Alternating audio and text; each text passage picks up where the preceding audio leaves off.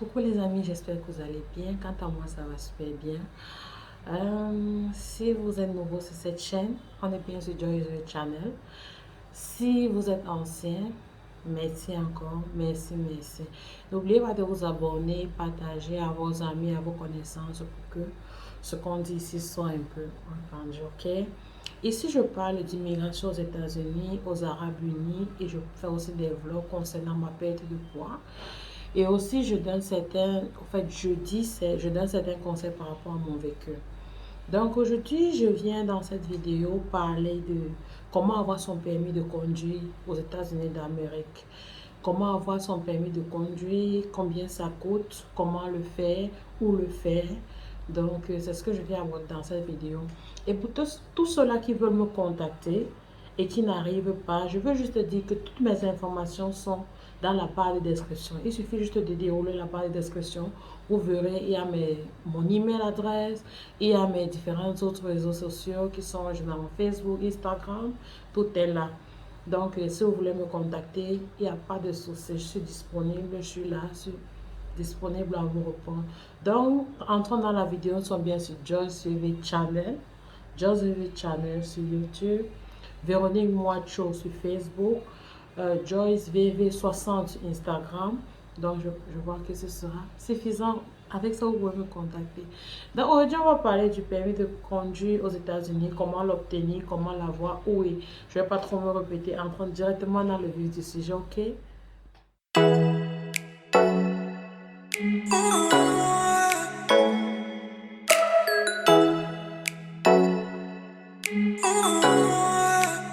Si je vais vous dire comment moi j'ai fait pour avoir mon permis de conduire, comment ça se passe, parce que euh, j'ai fait selon les procédures normales. Je n'ai pas fait, au fait, comme presque tout le monde le fait, je ne vais pas dire tout le monde parce que je ne sais pas, chacun son histoire en tout cas. Donc quand tu arrives aux États-Unis, la première année, je pense que c'est absolument nécessaire que tu aies ton permis de conduire en ce sens-là que c'est très important de conduire et surtout ça va dépendre de l'état où tu es. Il y a les états où il y a assez de transport en commun, mais il y a d'autres aussi que non, il n'y a pas assez de transport en commun, donc tu te retrouves là obligé de conduire pour pouvoir aller au travail facilement, pouvoir faire tes courses facilement. Au fait, la voiture, c'est comme les pieds aux États-Unis, dans certains États, je vais dire ça comme ça. Parce qu'il y a d'autres États où il y a assez de transport. Une fois que tu arrives aux États-Unis, je pense que ça, c'est une étape vraiment, c'est primordial. Surtout, comme je disais, ça va dépendre de l'État où tu vis.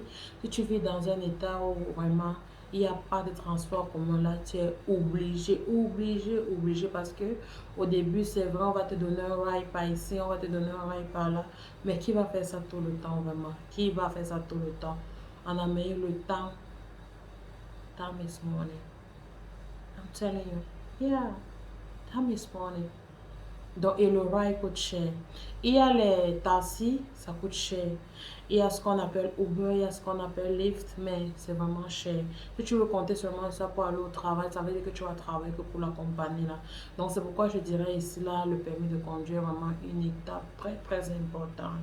Donc, du coup, une fois que tu arrives, basé sur ma propre expérience, une fois que tu arrives, ça va pas du coup être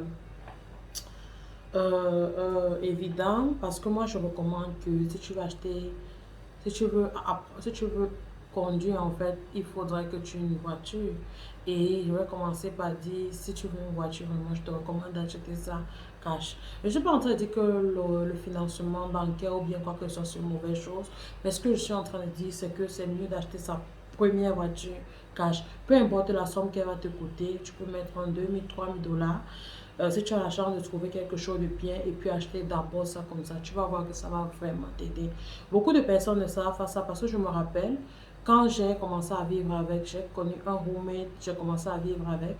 Et puis, il m'a dit, s'il avait su qu'il pouvait acheter sa première voiture cash, il n'aurait jamais dû acheter sa première voiture par financement. Parce qu'il faut noter ici là que quand tu arrives, tu n'as pas de record, ton crédit n'est pas fiable. Donc, ça veut dire que le taux d'intérêt sur tous tes crédit, au fait, tout ce que tu veux prendre à crédit est vraiment élevé. Parce que ton crédit score vraiment n'est pas valable. On ne sait pas si c'est good, si c'est poor, si c'est... Au fait, on ne connaît encore rien. Donc, ce que je recommande vraiment, c'est d'acheter sa première voiture cash. Peu importe, ne vous dites pas trop que vous allez chercher quelque chose de... Au fait, quelque chose d'assez cher, quelque chose de luxueux. Non, la première, on appelle ça souvent la grand-mère. La grand-mère, il ne faut pas trop chercher qu'elle soit luxueuse ou bien trop quoi. Il faut juste quelque chose que tu peux te déplacer, ok? C'est pour aller au boulot, pour faire ces petites courses la semaine. Et puis, on a que dans le vif du sujet. Ok, tu arrives, tu veux faire ton permis de conduire, il va falloir te rendre au DMV. Une fois que tu te rends au DMV, tu dois aller chercher le petit livret qui donne par rapport à la conduite. Dedans, il y a toutes les lois, tout comment apprendre. En fait, toutes les lois et comment les feux, le code de la route, tout ça comme ça là-dedans. Tu dois prendre ce livret, tu dois bûcher ça. Et puis, tu dois te rendre encore au DMV pour passer le learning. Parce qu'il faut dire que le permis de conduire se résume en deux steps. Le premier step, on va te délivrer un learning. Et puis, le deuxième, tu vas avoir ton définitive driver license. Donc, le premier step, une fois que tu te rends là-bas, tu vas payer, ça dépend des États. Tu vas payer 20 dollars. Moi, j'avais payé 20 dollars. Une fois que tu payes les 20 dollars, tu ne payes plus rien jusqu'à ce que tu passes. Et je rappelle qu'il faut avoir 75 sur 100 pour passer. 75, c'est 100 pour passer. Je pense il y a d'autres États comme la Californie, je crois, il faut avoir 80 sur 100 pour passer. Donc peut-être où je vis, c'était encore mieux. Donc si tu as 74, tu ne peux pas passer. Donc il faut vraiment bien lire le livre. Et aussi, quand tu es en train de lire le livre, ce que moi je recommande, c'est aller sur YouTube, prendre les examens, regarder les questions qui reviennent le plus, essayer de faire plusieurs. Un peu comme quand tu fais un examen. Je pense que c'est assez facile comme ça. Non, en fait, pas facile. En fait, c'est assez facile comme ça, on va dire ça comme ça. Et puis, une fois que tu te rends là-bas, si tu valides, maintenant, il va falloir passer à la deuxième étape où il va falloir faire le driver license en lui-même. Une fois que tu as validé, ça veut dire que là, on va te délivrer ton learning. C'est toujours un petit carton là, comme ton ID, combien, en fait, on va te délivrer ça et puis tu es super content comme ça. Là, on te dit que non, tu peux conduire, mais seulement tu dois être assisté par quelqu'un qui a un driver license, qui sait conduire. Non, dire sait conduire, c'est un peu dire comme si quelqu'un, s'il sait conduire, peut-être au Cameroun ou bien au Bénin ou bien en Belgique. Non, non, non. Il va falloir quelqu'un qui a un driver license des États-Unis, de préférence l'État où tu es en train de vouloir faire ton driver license. Donc, une fois que tu as ça, il peut être là à ta présence pendant que tu conduis, pendant que tu apprends à conduire. Une fois que tout ça est lié, quand tu as quelqu'un qui sait conduire, parce que généralement, il y a beaucoup de personnes qui ne savent pas conduire. Tu peux être reçu par quelqu'un qui ne sait pas conduire, qui n'a pas de driver license. Donc, voilà, tu vas devoir chercher peut-être un ami, quelqu'un qui est prêt à t'aider pour que tu le fasses. Mais si tu n'as pas ça, il va falloir te rendre dans une agence qui apprend à conduire. Donc, pour qu'on t'aide à avoir ton permis définitif, tu vois un peu. Et ça, c'est vraiment coûteux. Je ne sais pas vraiment combien ça coûte. Ça va dépendre des agents, mais ça, c'est coûteux. Mais chance, en Amérique, généralement, tu vas facilement trouver. Je ne veux pas dire facile parce que voilà, ça dépend de qui tu es entouré. Pour mon cas, c'était pas difficile de trouver quelqu'un qui va m'apprendre à conduire sur le terrain. Déjà que ces personnes étaient très fières de le faire et avec eux, j'ai vraiment envie d'apprendre parce qu'ils étaient disponibles, très généreux dans ce sens-là. Donc, j'ai vraiment envie d'apprendre. Une fois qu'ils sont auprès de toi, tu vas commencer par, voilà, tourner d'abord dans ton complexe où tu vis. Après ça, une fois que tu as maîtrisé, tu vas sortir. Une fois que lui, il estime que tu peux sortir de ton complexe, voilà, tu vas sortir de ton complexe. Tu vas apprendre, tu vas apprendre. Une fois que toi aussi, tu estimes, bon, vous allez estimer ensemble. C'est pas quelque chose qui se fait de lui seul ou bien vous allez estimer ensemble si tu es prêt à aller le faire. Déjà, je veux préciser ici que il va falloir... il va falloir être prêt à pouvoir faire les parkings qu'on demande.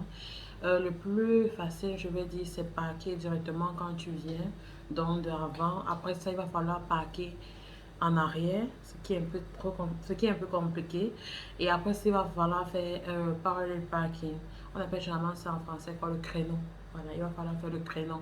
Une fois que tu maîtrises tout ça, que lui aussi, il estime que tu maîtrises tout ça, donc vous allez le faire, vous allez faire des exemples, tu vas voir, et une fois que tu peux faire tout ça, tu vas maintenant te rendre en code DMV pour faire le dernier test. Le dernier test, tu vas le faire devant un jury.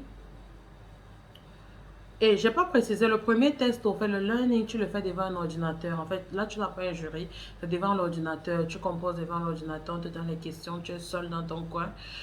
Tu n'as pas de documents. Tu peux même pas sortir de documents, vraiment. Donc, oublier l'autre côté là.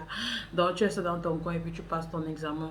Donc, maintenant, ici, dans ce cas-ci là, tu vas être à la compagnie d'un jury parce qu'il va falloir conduire. Donc, comme je disais, la loi n'autorise pas que tu puisses conduire tant que tu n'as pas un driver license seul. Il va toujours falloir qu'il y ait quelqu'un qui ait un driver license à côté de toi. Donc, le jury, lui, il travaille bien vie, naturellement, il a un driver license.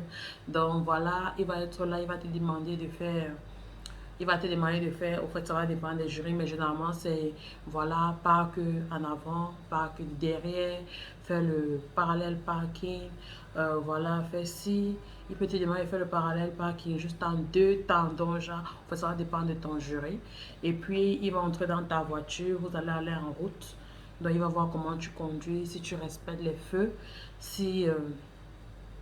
si voilà, tu maîtrises le cours de la route, si quand il y a stop, tu t'arrêtes, si quand il y a yell, tu yell vraiment, voilà. Il va voir tout ça, si tu passes au feu vert, il faut que tu vois un peu les limitations de vitesse, si tu respectes les limitations de vitesse. Donc après ça, il va décider si tu es prêt à conduire aux États-Unis. S'il estime que tu es prêt, tu as passé. S'il estime que non, tu échoues et tu reviendras. Je crois que cela aussi va te coûter 20 $. 20 $.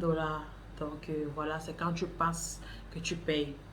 Par contre, le learning, tu payes avant de composer.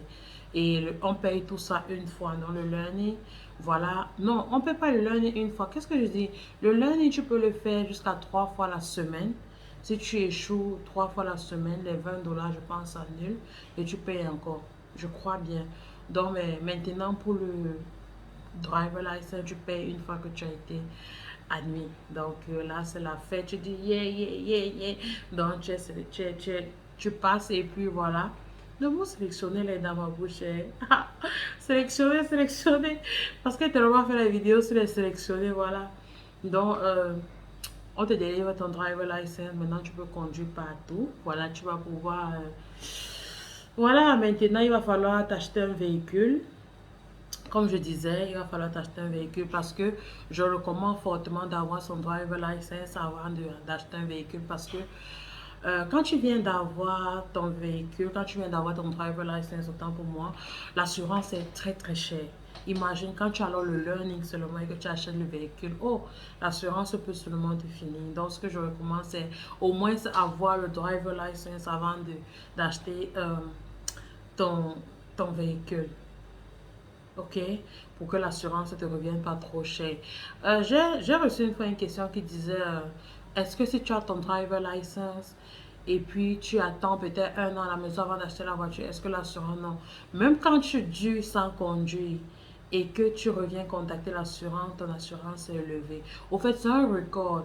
On te met, tout ça est dans la machine à partir du Social Security Number. On sait si tu vois, il y a tout ça, je ne veux pas rentrer dans ça.